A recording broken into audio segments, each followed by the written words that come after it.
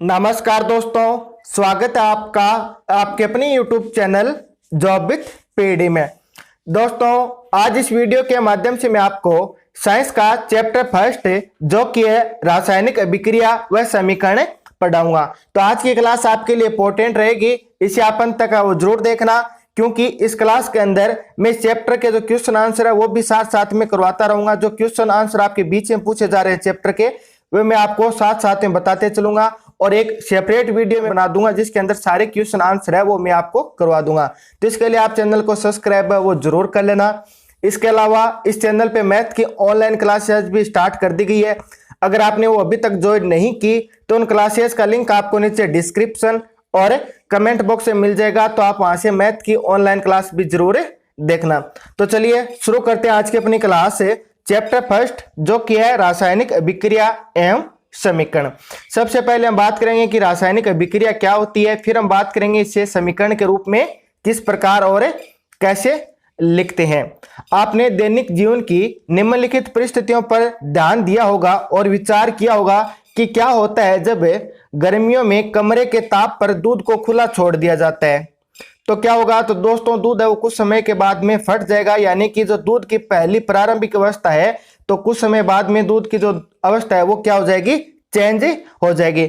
इसी प्रकार अगर हम अर्ध वायुमंडल के अंदर कोई लोहे की वस्तु रख दें तो धीरे धीरे उस पर क्या हो जाता है, जंग लगना स्टार्ट हो जाता है। यानी पहले जो लोहे की प्रकृति थी या पहचान थी वो धीरे धीरे क्या हो रही है, बदल रही है। ठीक है, इसी प्रकार हम भोजन को पकाते हैं या हमारा शरीर जिस प्रकार भोजन पचा लेता है या हम सांस लेते हैं, तो सांस लेते हैं तो क्या होता है, हम ऑक्सीजन लेते हैं। ठीक है, और बाहर हम क्या छोड़ते हैं, कार्बन डाइऑक्साइड छोड़ते हैं। दोनों की प्रकृति अलग अलग है, ऑक्सीजन अलग अलग होती है और एक कार्बन डाइऑक्साइड है वो क्या होती है, अलग होती है। यानी इन दोनों की प्रकृति क्या है, एकदम अलग है। तो ये सभी के सभी जो आपको दिए गए हैं वो रासायनिक परिवर्तन है, उसके एग्जाम्पल है। दो प्रकार के परिवर्तन होते हैं, एक तो भौतिक परिवर्तन होता है, एक रासायनिक परिवर्तन होता है। इसके बारे में आप पिछले क्लास में पढ़ चुके हैं। तो ये सभी के सभी एग्जाम्पल आपको रासायनिक परिवर्तन के दिए गए हैं।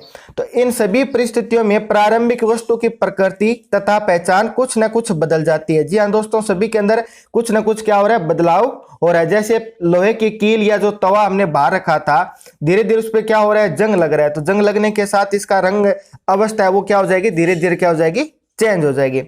पदार्थ के भौतिक तथा रासायनिक परिवर्तन के बारे में हम पिछले क्लास में पढ़ चुके हैं। जब कोई रासायनिक परिवर्तन होता है तब हम कह सकते हैं कि रासायनिक अभिक्रिया हुई है। यहाँ पे क्या हो रहा है, सभी के अंदर रासायनिक परिवर्तन हो रहा है। जहां पे भी रासायनिक परिवर्तन होता है तो वहां पे क्या होता है, रासायनिक अभिक्रिया होता है। ठीक है, और इन्हीं रासायनिक अभिक्रिया को हम समीकरण के रूप में आगे लिखना सीखेंगे। शायद आप सोच रहे होंगे कि रासायनिक अभिक्रिया का वास्तविक अर्थ क्या होता है। हम कैसे जानेंगे, कि हमें कैसे पता चलेगा कि यहाँ पे रासायनिक अभिक्रिया हुई है या नहीं हुई है। तो इसके लिए हम क्या करते हैं, क्रियाकलाप करके देखते हैं। तो क्रियाकलाप 1.1 हमें दिया गया है कि हमें लगभग 3 से 4 सेंटीमीटर लंबा एक मैग्नीशियम रिबन लेना है। ठीक है, और उसको क्या करना है, एक बार रेगमाल की सहायता से रगड़ के उसको साफ कर लेना है। जो भी हमने मैग्नीशियम रिबन जो लिया है, जिसको हमने साफ किया है, उसे क्या करेंगे, चिमटे की सहायता से पकड़ के स्पिरिट लेट या बर्नर की सहायता से इसको जलाएंगे। तो इसकी जो भी राख बनेगी या जलने के बाद में जो भी शेष बचेगा उसे हम क्या करेंगे, वॉच ग्लास के अंदर इकट्ठा कर लेंगे। अब हम देखेंगे कि हमें क्या मिला है। ठीक है, तो दोस्तों हमने क्या किया, एक रिबन लिया है। रिबन को आप यहाँ पे देख लीजिए, हमने किसी की बर्नर की सहायता से इसे क्या कर दिया, जला दिया। तो जलाने के बाद में हमें क्या मिली, एक राख मिली है जो कि हमने वॉच ग्लास के अंदर इकट्ठा की थी।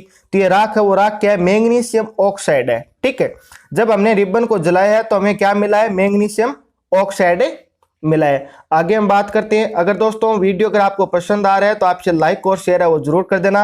अगर आप चैनल पे पहली बार पधारे हैं तो चैनल को सब्सक्राइब भी कर लेना। आपने देखा होगा कि चमकदार सफेद लोह के साथ ये मैग्नीशियम रिबन है वो जलता है। जलने के बाद में यह सफेद चूर्ण में परिवर्तित हो जाता है। जो हमें सफेद चूर्ण मिला है मैग्नीशियम रिबन को जलाने के बाद में, यह क्या है, मैग्नीशियम ऑक्साइड का चूर्ण है।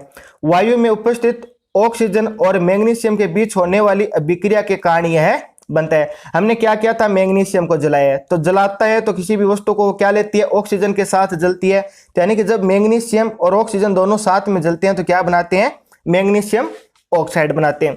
इसी प्रकार हमें क्रियाकलाप 1.2 और 1.3 करना है। 1.3 क्रियाकलाप के अंदर क्या हमें बोला गया कि हमें एक शंक्वाकार जो परख नली है उसके अंदर दानेदार जिंक लेनी है, यानी कुछ जिंक के हमें दाने ले लेने हैं। किस प्रकार लेने हैं आप ये देख लीजिए, नीचे एक परख नली दे रखी है, इसके अंदर कुछ जिंक है, इसके दाने ले रखे हैं।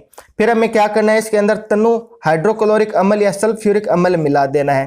ठीक है, अब हम इसमें देखेंगे कि हमें क्या क्या परिवर्तन देखने को मिलता है। ठीक है, तो दोस्तों जिससे हम इसके अंदर जो दानेदार जिंक लिए हैं और इसके अंदर हम सल्फ्यूरिक अम्ल डालते हैं तो यहाँ से क्या होती है, हाइड्रोजन गैस है वो क्या हो जाती है, मुक्त हो जाती है। तो ये हमने जो 3 क्रियाकलाप किए हैं 1.1, 1.2, 1.3, इनके आधार पर हम कुछ ना कुछ निष्कर्ष पे पहुंचे हैं कि अगर कोई ना कोई रासायनिक अभिक्रिया होगी ना तो हमें कैसे पता चलेगा कि यहाँ पे रासायनिक अभिक्रिया हुई है या नहीं हुई है।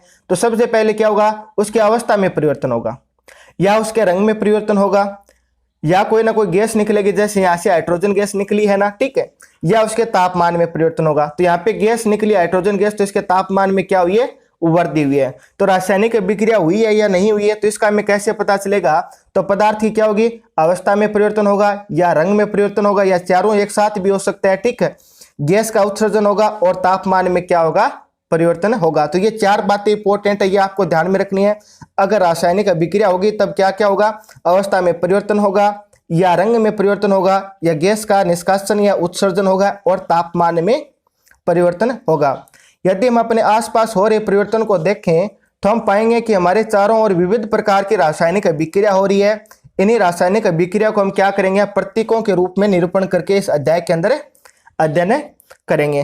तो सबसे पहले हम बात करते हैं रासायनिक समीकरण की। अब हमने रासायनिक अभिक्रिया पढ़ लिया, रासायनिक अभिक्रिया क्या होता है, हमें कैसे पता चलेगा कि जब अवस्था में परिवर्तन होगा, या रंग में परिवर्तन होगा, या गैस निकलेगी, या तापमान है वो परिवर्तित होगा, तब वो क्या होगी, रासायनिक अभिक्रिया होगी। अब हम रासायनिक अभिक्रिया को समीकरण के रूप में हम लिखना सीखेंगे। तो क्रियाकलाप 1 में हमने क्या किया था कि ऑक्सीजन की उपस्थिति के अंदर हमने मैग्नीशियम रिबन है इसको जलाया था। तो जलाने पे क्या मिला था, हमें मैग्नीशियम ऑक्साइड मिला था। इसे वाक्य के रूप में अगर हम किसी रासायनिक अभिक्रिया को लिखते हैं तो हमने क्या किया, रासायनिक अभिक्रिया इसे वाक्य के रूप में लिखा है। तो ये तो क्या लंबा है, क्योंकि पूरा का पूरा हमें 2 लाइन के अंदर लिखना पड़ा। अगर इसे हम संक्षिप्त रूप यानी अगर छोटे रूप में लिखे ना तो हम क्या कर सकते हैं, इसे शब्द समीकरण के रूप में लिख सकते हैं। शब्द समीकरण के रूप में लिखना है, इसकी क्या होती है, सरलतम विधि होती है। सरल समीकरण के रूप में हमें इसे कैसे लिखना है, जैसे हमने क्या किया था, ऑक्सीजन की उपस्थिति में मैग्नीशियम को जलाया था, तो यानी कि मैग्नीशियम ऑक्सीजन, ये दोनों क्या हो रहा है, प्लस हो रहा है, यानी दोनों एक साथ हो रहे हैं, यानी कि मैग्नीशियम है और ऑक्सीजन है। ठीक है, इन दोनों को हम जलाएंगे तब हमें उत्पाद हमें क्या मिला, मैग्नीशियम ऑक्साइड मिला।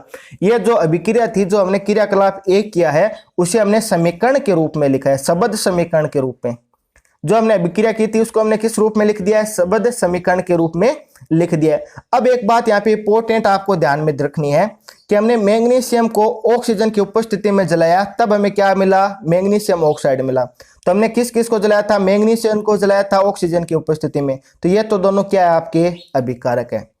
जो भी हमें प्राप्त हुआ, क्या प्राप्त हुआ है, मैग्नीशियम ऑक्साइड, जो क्या होता है, अपना उत्पाद होता है। ठीक है, और ये तीर का निशान है बीच में, आप इस प्रकार देख रहे हैं ना, ये आपको क्या बताता है, ये बताता है कि अभिक्रिया हो रहा है। किस साइड हो रही है, जिस साइड ये तीर का निशान होता है ना, उस साइड ये अभिक्रिया हो रही है। तो यानी कि इस साइड वाला तो क्या हो गया, आपका लेफ्ट साइड का तो अभिकारक है, और ये राइट साइड आपकी, तो ये क्या है, उत्पाद है। ठीक है, ये बात आपको ध्यान में रखनी है। तो अभिक्रिया 1.1 में मैग्नीशियम तथा ऑक्सीजन ऐसे पदार्थ हैं जिनमें रासायनिक परिवर्तन हुआ है। तो जिनके अंदर रासायनिक परिवर्तन होता है तो उन्हें हम क्या बोलते हैं, अभिकारक बोलते हैं। तो यानी ये दोनों तो क्या हो गए, आपके अभिकारक हो गए। इस अभिक्रिया में एक नया पदार्थ मिला, जो कि हमें क्या मिला है, मैग्नीशियम ऑक्साइड मिला है। तो ये क्या हो गया, आपका उत्पाद होगा। ये सेकंड बात है जो कि आपको ध्यान में रखनी है। फर्स्ट तो हमें क्या रखनी थी, रासायनिक अभिक्रिया, अवस्था में परिवर्तन होता है, ठीक है, रंग में परिवर्तन होता है, गैस निकलती है, तापमान में परिवर्तन होता है, तो वो तो क्या होता है, रासायनिक अभिक्रिया होता है। एक बात तो हमें वो ध्यान में रखनी है।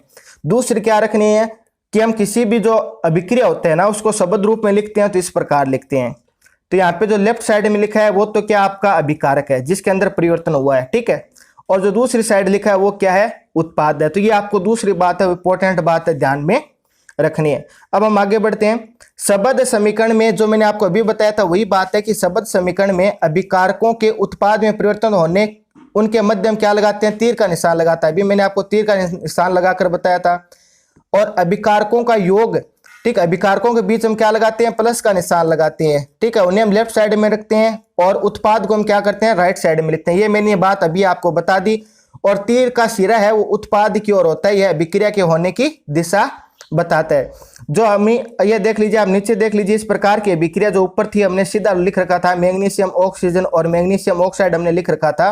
तो इस साइड वाले तो क्या थे आपके अभिकारक थे, इस साइड क्या था, उत्पाद था। और अभिकारकों के मध्य, उत्पाद के मध्य हम प्लस का तीर लगाते हैं। अगर दो अभिकारक है या दो उत्पाद है तो प्लस का चिन्ह लगाएंगे। कैसे लगाएंगे आप धीरे धीरे और अच्छे से समझ जाएंगे। अब हमने क्या किया था कि इसको समीकरण, रासायनिक समीकरण के रूप में सीखा था, ठीक है। अब 1.1 इसमें मैं दिया गया है कि रासायनिक समीकरण हम किस प्रकार लिखते हैं वो हम बात कर लेते हैं। क्या रासायनिक समीकरण के निरूपण की इससे भी संक्षिप्त विधि है क्या, जो हम अभी हमने शब्द विधि पढ़ी है ना, ये पूछ रहा है क्या इससे भी कोई छोटी विधि है क्या जिसमें हम रासायनिक समीकरण को लिख सकते हैं। तो शब्द की जगह हम क्या कर सकते हैं, इनका सूत्र का प्रयोग कर सकते हैं। जैसे अभी हमने मैग्नीशियम नाम लिख रखा था, अब इसका हमने सूत्र लिख दिया Mg। अभी हमने ऊपर ऑक्सीजन पूरा लिख रखा था ऑक्सीजन, तो अब अभी हमने क्या किया, इसका O2 नाम लिख दिया, सूत्र लिख दिया, ठीक है। तो हम क्या कर सकते हैं, शब्द के स्थान पर रासायनिक सूत्र का उपयोग करके रासायनिक समीकरण को और अधिक छोटा बना सकते हैं, ठीक है। रासायनिक समीकरण किसी रासायनिक अभिक्रिया को दर्शाता है। यदि आप मैग्नीशियम ऑक्सीजन और मैग्नीशियम ऑक्साइड के सूत्रों का स्मरण करें तो उपरोक्त शब्द समीकरण इस प्रकार लिखा जा सकता है। तो हमने मैग्नीशियम की जगह मैग्नीशियम का सूत्र Mg लिख दिया, ऑक्सीजन की जगह हमने ऑक्सीजन का सूत्र O2 लिख दिया और मैग्नीशियम ऑक्साइड की जगह हमने क्या लिख दिया, MgO लिख दिया, ठीक है। इस प्रकार आप देख सकते हैं। अब हमें देखना है कि जो तीर के निशान के बाईं और दाईं और जो परमाणुओं की संख्या वो बराबर है या नहीं, ये भी हमें देखना होता है। जैसे यहाँ पे मैग्नीशियम क्या है, उत्पाद, अगर हम उत्पाद की तरफ देखें तब भी मैग्नीशियम 1 है और अभिकारक की साइड देखें तब भी मैग्नीशियम 1 है। तो यानी यहाँ पे भी मैग्नीशियम 1, यहाँ पे भी 1, यानी दोनों साइड बराबर है। लेकिन यहाँ पे O 1 बार है, यहाँ पे O2 यानी 2 बार है। क्या दोनों साइड बराबर है क्या, नहीं। आप बोलोगे सर यहाँ पे तो 1 है, यहाँ पे क्या है, 2 है, ठीक है। तो अभी हम आगे बात करेंगे आपको इसको सही कैसे करना है, यानी संतुलित कैसे करना होता है। क्या दोनों तरफ परमाणुओं की संख्या समान है क्या, यहाँ पे तो भाई नहीं है। यहाँ पे एक साइड तो ऑक्सीजन 1 है, यहाँ पे एक दूसरी साइड क्या है, 2 है। यदि दोनों साइड बराबर है तब तो वो क्या हो जाती है, आपकी समीकरण संतुलित हो जाती है, यानी एकदम सही होती है। अगर वो समीकरण असंतुलित है, यानी दोनों और जो परमाणु है उनकी संख्या बराबर नहीं है, तो यानी कि द्रव्यमान बराबर नहीं होगा, तो ऐसी जो समीकरण होती है उसको हम क्या कहते हैं, ढांचा समीकरण कह देते हैं, या इसको कंकाली समीकरण भी हम बोलते हैं। अगर दोनों साइड बराबर है ना, ठीक है, जैसे मैग्नीशियम यहाँ पे भी 1, यहाँ पे भी 1, यहाँ पे ऑक्सीजन 1 है, अगर यहाँ पे 2 होता ना, यानी कि दोनों साइड बराबर होता तब तो समीकरण सी होती, उससे तो हम संतुलित बोल देते क्योंकि दोनों साइड बराबर है। अगर दोनों साइड बराबर नहीं है तो इसे हम क्या बोल देंगे, ढांचा समीकरण बोल देंगे, या इसे हम क्या बोलेंगे, कंकाली समीकरण भी बोल देंगे। तो इसको सही किस प्रकार करना होता है, जो इसका जो संतुलित समीकरण है उसका क्या महत्व होता है वो हम बात कर लेते हैं, ठीक है। और ये समीकरण आपको किस प्रकार संतुलित करती है ये भी मैं आपको आगे बता दूंगा डिटेल से, ठीक है। तो अब हम बात करते हैं कि जो संतुलित रासायनिक समीकरण होती है ना, इसका महत्व क्या होता है। किसी भी समीकरण है उसको हम संतुलित क्यों करेंगे, इसे संतुलित करने से हमें क्या फायदा है, तो चलिए देखते हैं। आपको द्रव्यमान संरक्षण का नियम तो पता होगा, जो कि आपने कक्षा 9वीं में पढ़ा है। वो द्रव्यमान संरक्षण का नियम क्या कहता है कि किसी भी रासायनिक अभिक्रिया में न तो द्रव्यमान का निर्माण होता है और न ही द्रव्यमान का विनाश होता है।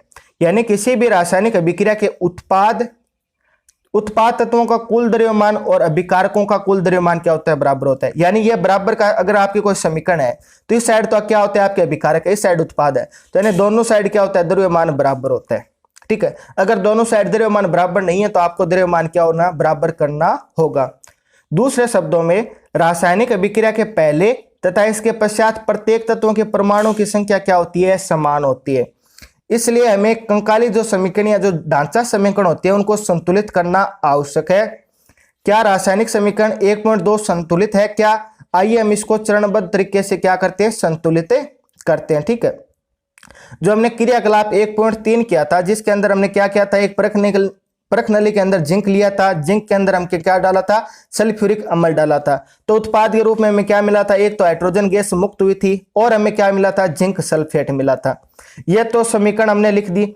यह रासायनिक अभिक्रिया 1.3 है, क्रियाकलाप हमने देखा था ना, आप वीडियो को वापस देख सकते हैं, जो 1.3 क्रियाकलाप किया था वहां पे हमने जिंक लिया था, जिंक के अंदर सल्फ्यूरिक अम्ल डाला तो हमें उत्पाद क्या मिला, जिंक सल्फेट और हाइड्रोजन मिला।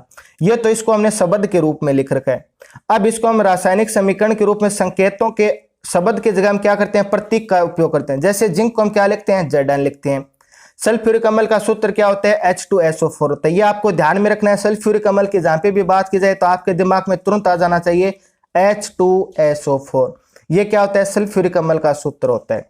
इन दोनों की जब अभिक्रिया होगी ना तब ये क्या बनेगा, ZnSO4, जिंक सल्फेट और हाइड्रोजन गैस क्या होगी, मुक्त होगी। ठीक है, तो ये तीर का निशान क्या बता रहा है कि अभिक्रिया क्या हुई है, इस साइड हुई है। ठीक है, तो अब हम क्या करते हैं, इन दोनों की तुलना करते हैं, क्या ये जो समीकरण है वो सही है या नहीं, संतुलित है या नहीं, ये हमें अभी चेक करना है।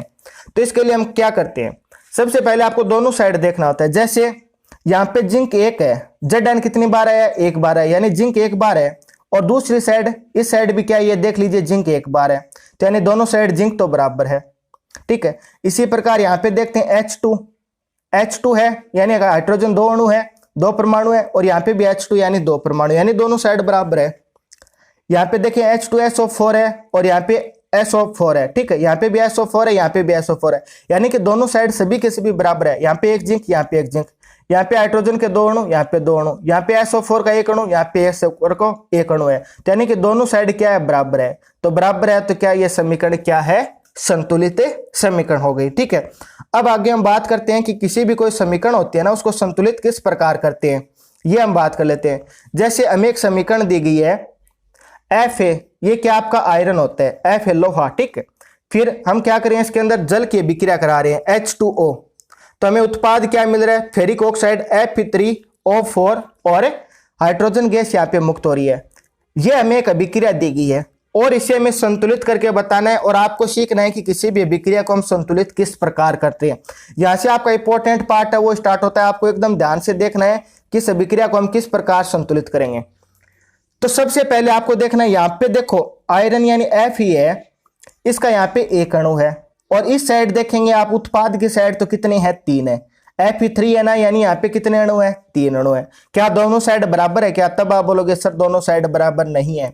तो बराबर करने के लिए हम क्या कर सकते हैं, पहले वाले को 3 से गुणा कर दें। ये लीजिए हमने इसको 3 से गुणा कर दिया, तो पहले वाला क्या बन गया, 3F ही बन गया। तो यानी कि दोनों साइड अब तो क्या हो गए, F ही बराबर है, यानी यहाँ पे भी 3 अणु है, यहाँ पे भी 3 अणु है। अब हम सेकंड बात करते हैं O4 की। अब इस साइड तो O4 है और यहाँ पे ये देख लीजिए ऑक्सीजन का 1 अणु है और यहाँ पे क्या है, 4 अणु है। क्या दोनों साइड ऑक्सीजन के अणु बराबर है क्या, तब आप बोलोगे नहीं सर, यहाँ पे तो 1 है और यहाँ पे 4 है, तो बराबर कैसे हो सकते हैं। तो मैं बोलूं कि अगर इनको हम 4 से गुणा कर दें तो दोनों साइड बराबर हो जाएंगे। तब हम क्या करेंगे, H2O को 4 से गुणा कर दें। ये आपको 4 है वो H2O के आगे लिखना है, इस प्रकार लिखना है H2O। ठीक है, अब यहाँ पे भी ऑक्सीजन के 4 अणु हो गए और यहाँ पे भी ऑक्सीजन के 4 अणु, यानी इतना तो बराबर हो गया। लेकिन हमने यहाँ पे जैसे ही इसके आगे 4 लिखा तो हाइड्रोजन के पहले से 2 थे और 4 हमने और कर दिया, तो 2 गुणा 4, ये नीचे वाला है ना आगे वाले से गुणा होगा, तो यानी कि 2 गुणा 4, तो हाइड्रोजन के कितने अणु हो गए, 8 हो गए। हाइड्रोजन के 8 परमाणु हो गए और यहाँ पे कितने हैं, मात्र और मात्र 2 है। तब इसको बराबर कैसे करेंगे, तब आप बोलोगे सर कि यहाँ पे जो हाइड्रोजन है ना इसको भी 4 से गुणा कर दो। 4 गुणा 2 कितने हो गए, 8 हो गए। अब ये क्या हो गया, दोनों साइड बराबर हो गया। तो मैं एक बार अच्छे से लिख देता हूं ताकि आपको एक बार समझ में आ जाए। तो सबसे पहले हमने क्या किया था, आयरन को 3 से गुणा किया, तो दोनों साइड आयरन के कितने अणु हो गए, 3 अणु हो गए। ठीक है, आपको बात समझ में आ गई होगी। फिर यहाँ पे ऑक्सीजन के 4 अणु थे और यहाँ पे 1 था, तो हमने यहाँ पे इसको 4 से गुणा कर दिया। H2O के आपके एकदम आगे लिखना है 4। ठीक है, तो यहाँ पे जैसे 4 किया तो हाइड्रोजन के 8 परमाणु हो गए, तो इसके लिए हमने क्या किया, यहाँ पे भी 4 से गुणा कर दिया। तो ये दोनों साइड अब क्या हो गए, समीकरण बराबर होगी, संतुलित हो गई। एक बात आपको स्पेशल ध्यान रखनी है, जैसे H2O है, आपको ऐसे नहीं है कि ऑक्सीजन को बराबर करने के लिए यहाँ पे 4 लिख दो, आप ऐसे आप बिल्कुल भी नहीं, इसके अंदर आप कुछ भी चेंज नहीं कर सकते, सिर्फ और सिर्फ आप आगे इनका गुणा कर सकते हो और आप यहाँ पे कुछ चेंज नहीं करोगे। ठीक है, इसी प्रकार H2O, यहाँ पे H2 दिया गया है, तो ऐसा नहीं कि यहाँ पे H8 कर दो, ऐसा आप बिल्कुल भी नहीं कर सकते, आप इसके आगे लिख सकते हैं। और ये नीचे वाला और ये गुणा होते हैं, जैसे ये 2 अणु है, ठीक है, इसे 8 बनाना है तो हमने क्या किया, 4 से गुणा किया। तो ये बात आपको समझ में आ गई होगी, अभिक्रिया को संतुलित करना। इसके अंदर आपको काफी डिटेल से दिया गया, ये बात आपको अच्छे से समझ में नहीं आती, तो इसलिए मैंने आपको एकदम बेसिक तरीके से बता दिया ताकि आपको कुछ भी प्रॉब्लम नहीं हो। अब आप रासायनिक जो समीकरण होती है उसको आप संतुलित आराम से कर सकते हैं। अगर कोई भी प्रॉब्लम आती है तो आप नीचे कमेंट करके बता देना, ठीक है। अब ये देख लीजिए बुक के अंदर जिस प्रकार भी सोल्व करके 6 स्टेप में सोल्व किया है और आंसर क्या मिला, यही तो मिला है। 3 यहाँ पे Fe के अणु आए, 4 H2 आया, ठीक है, और 4 यहाँ पे H2 आया, ठीक है।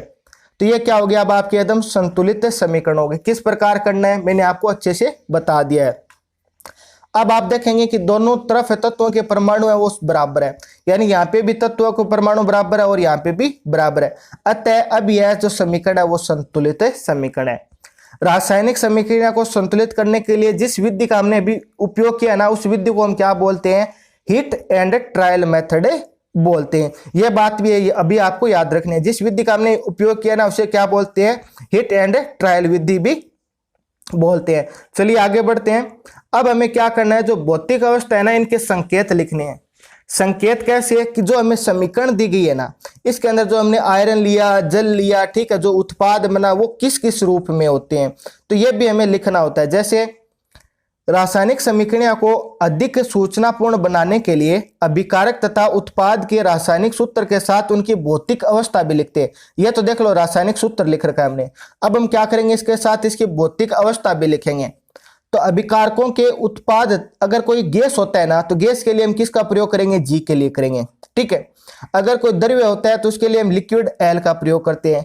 अगर कोई जलीय विलयन होता है उसके लिए हम एक्वा एक्यू का उपयोग करते हैं। इसी प्रकार कोई ठोस होता है तो उसे हम क्या बोलते हैं, सॉलिड, सॉलिड के लिए हम एस का प्रयोग करते हैं, ठीक है। ये हम लगा देंगे। जैसे आयरन है आपका, लोहा, लोहा तो क्या होता है, ठोस होता है, सॉलिड होता है, तो आपने क्या लगा दिया, ब्रैकेट के अंदर एस लगा दिया। तो ब्रैकेट के अंदर एस है तो इसका मीन्स क्या है, ये लोहा क्या है, एकदम सॉलिड है, ठोस है।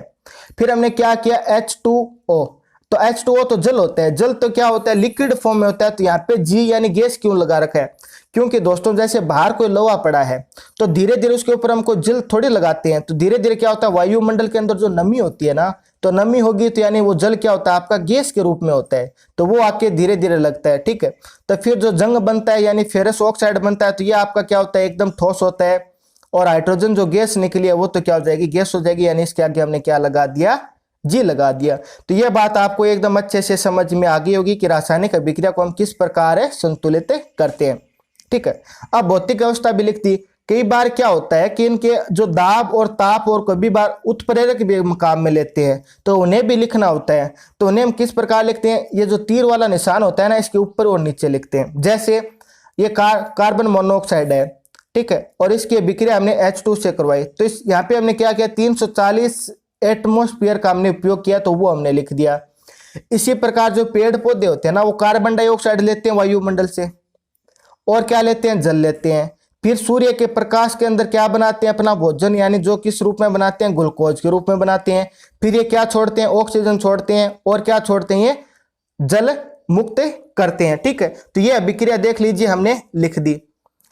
अब हमें बोला गया कि जो आपकी जो अभिक्रिया 1.2 है ना, उसको आपको संतुलित करना है। तो 1.2 अभिक्रिया कौन सी है, 1.2 ये है, एक तो हमने मैग्नीशियम लिया था, उसका दहन हमने किस में किया था, O2 यानी ऑक्सीजन की उपस्थिति में किया था, तो हमें क्या मिला था, मैग्नीशियम ऑक्साइड मिला था, ठीक है।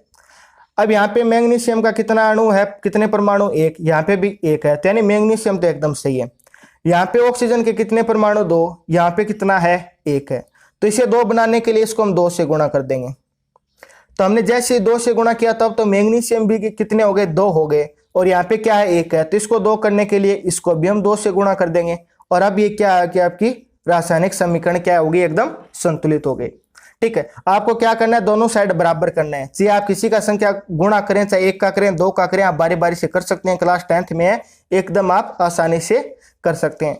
अब अपने जो कुछ क्वेश्चन आंसर आ रहे हैं, इन क्वेश्चन आंसर को करते हैं, और आगे का पार्ट हम बाद में कर लेंगे। आज हम इसका क्वेश्चन आंसर कर लेते हैं। तो इसमें हमें फर्स्ट क्वेश्चन दिया गया है, वायु में जलाने से पहले जो मैग्नीशियम रिबन है उसको हम साफ क्यों करते हैं। मैग्नीशियम रिबन तो आपको याद आ गया होगा कि हमने क्रियाकलाप 1 के अंदर एक मैग्नीशियम रिबन है उसको जलाया था। तो भैया जो जलाते तो है वो तो ठीक है, तो इसको आपने साफ क्यों किया।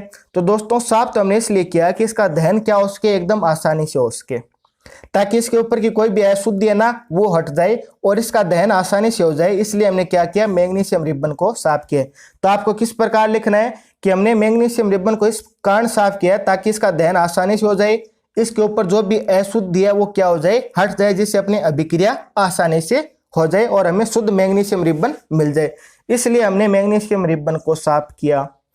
फिर आगे बोला जा रहा है निम्नलिखित रासायनिक अभिक्रिया को संतुलित करना है आपको। संतुलित करने के लिए हमें पहले क्या दिया गया, हाइड्रोजन। तो हाइड्रोजन क्या होता है आपका H2।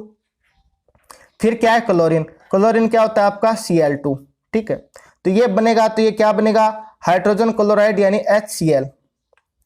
तो यहाँ पे भी ये क्या है, Cl2 है, यहाँ पे भी H2 क्या है, 2 है, तो ये क्या हो जाएगा, यहाँ पे आगे 2 लगा देंगे तो ये क्या हो गया, संतुलित हो गया। तो ये आपका क्या हो जाएगा, इसका आंसर हो जाएगा। ठीक है, ये क्या है, Cl है, यहाँ पे Cl, क्लोरीन का जो सिंबल होता है वो Cl होता है, Cl2। ठीक है, ये इसका फर्स्ट क्वेश्चन हो गया। फिर हमें बोला गया कि जो बेरियम क्लोराइड है और इसके अभिक्रिया हमने किससे किया, एल्यूमिनियम सल्फेट से किया। तो हमें क्या मिला, बेरियम सल्फेट मिला और एल्यूमिनियम क्लोराइड मिला। तो अब देख लीजिए, पहले क्या होता है, बेरियम क्लोराइड का जो फॉर्मूला होता है वो आपको पता होना चाहिए। तो ये क्या होता है, Ba, barium chloride Cl2, aluminium sulphate, aluminium क्या होता है, Al। ठीक है, इसके 2 अणु होंगे और क्या होगा, SO4 3। ये तो क्या हो गया, बेरियम क्लोराइड हो गया। ये क्या हो गया, एल्यूमिनियम सल्फेट हो गया। इन दोनों की अभिक्रिया बनी तो क्या बना, बेरियम सल्फेट बना। तो बेरियम सल्फेट क्या होगा, BaSO4, बेरियम सल्फेट हो गया। फिर क्या बना, एल्यूमिनियम क्लोराइड यानी AlCl3। ये जो अभिक्रिया वो हमें क्या होगी, मिल गई।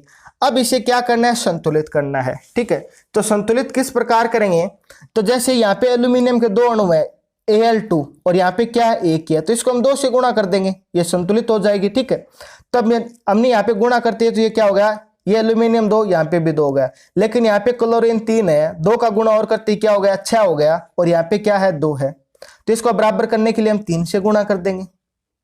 आप किसी को भी पहले और बाद में गुणा कर सकते हैं, कोई प्रॉब्लम नहीं है, सभी के सभी आपके एकदम बराबर आ जाना चाहिए। सबसे पहले आप बड़े से बड़े को सोल्व करिए ताकि आपकी आसानी से ये समीकरण सोल्व हो जाए। ठीक है, इसके बाद में आप देखेंगे कि यहाँ पे भी कितने अणु है, यहाँ पे भी SO4 के कितने अणु है, 3 अणु है, और यहाँ पे क्या है, सिर्फ 1 अणु है SO4 का, और यहाँ पे बेरियम के 3 अणु है, और यहाँ पे क्या है, 1 अणु है। अब इसको हम 3 से गुणा कर देंगे तो दोनों साइड क्या हो गया, बराबर हो गया।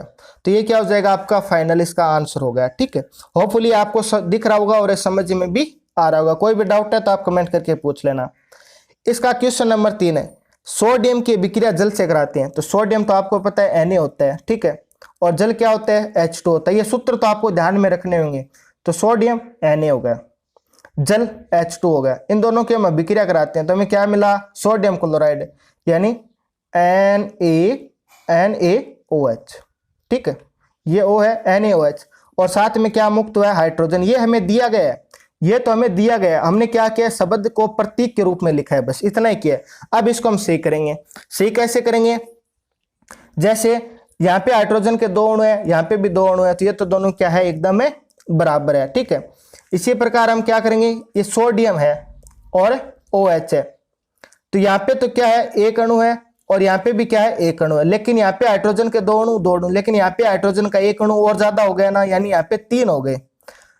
तो इसको 3 तो बना नहीं सकते, 4 बना सकते हैं 2 से गुणा करके। हमने 4 बना लिया। अब 2 तो पहले से था तो 2 यहाँ पे कर देते हैं, तो यानी इसको 2 से गुणा कर देंगे।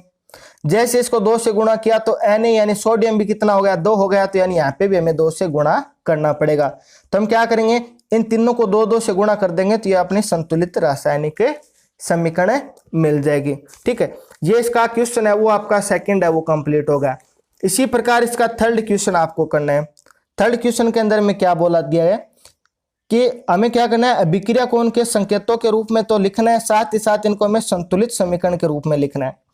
तो सबसे पहले हमें क्या बोला गया है कि जल में बेरियम क्लोराइड और सोडियम सल्फेट के विलयन की अभिक्रिया करके सोडियम क्लोराइड का विलयन और अघुलनशील बेरियम सल्फेट का अवक्षेप बनता है। ठीक है, और फिर हमें सेकंड क्या दिया गया, पहले हम फर्स्ट को कर लेते हैं। पहले क्या दिया गया, बेरियम क्लोराइड। तो बेरियम क्लोराइड, बेरियम का क्या होता है, Ba, क्लोराइड का होता है Cl2। ठीक है, फिर सोडियम सल्फेट यानी NaSO4।